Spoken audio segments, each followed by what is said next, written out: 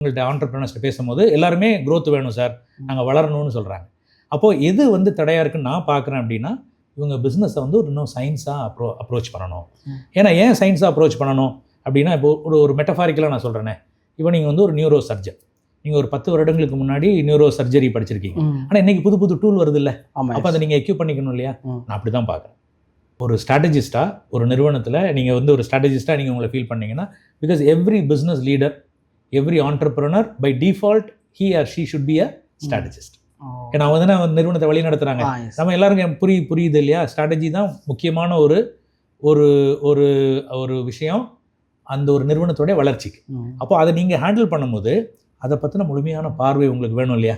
அதை தான் நம்ம சொல்கிறோம். அதுதான் நம்ம சயின்ஸாக நீங்கள் வந்து பாருங்கன்னு சொல்கிறோம். ஒரு உதாரணத்துக்கு சொல்லணும்னா, இப்போ 2005 ஃப்ரான்ஸ்லேருந்து இன்சியாட் பிஸ்னஸ் ஸ்கூல் அப்படிங்கிற ஒரு பல்கலைக்கழகத்திலேருந்து ப்ளூ ஓஷன் ஸ்ட்ராட்டஜி, நான் தமிழில் சும்மா நீல பெருங்கடல் வியூகம் அப்படின்னு ஒன்று கொண்டு வராங்க.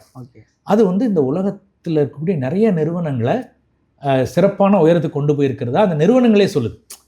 அவங்க அந்த ஒரு தியரி படி அந்த ஒரு அப்ரோச் டு ஸ்ட்ராட்டஜி. இப்போ இதை வந்து நான் என்ன பண்ணுறேன், நான் கடந்த 15 வருடங்களாக இந்தியாவில் இருக்கக்கூடிய இவங்க ஆண்டர்பிரினர்ஸ் ப்ரொஃபஷனல்ஸ்ட்டை நான் ஷேர் பண்ணுறேன். இதில் நான் எத்தனை பேருக்கு இதை பற்றி தெரிஞ்சிருக்கு அப்படின்னு கேட்டால், தொடர்ந்து எனக்கு வரக்கூடிய டேட்டா கொஞ்சம் இதாக இருக்குது. ஏன்னா அதுதான் என்ன வந்து கவலைக்குரியதாக இருக்குது.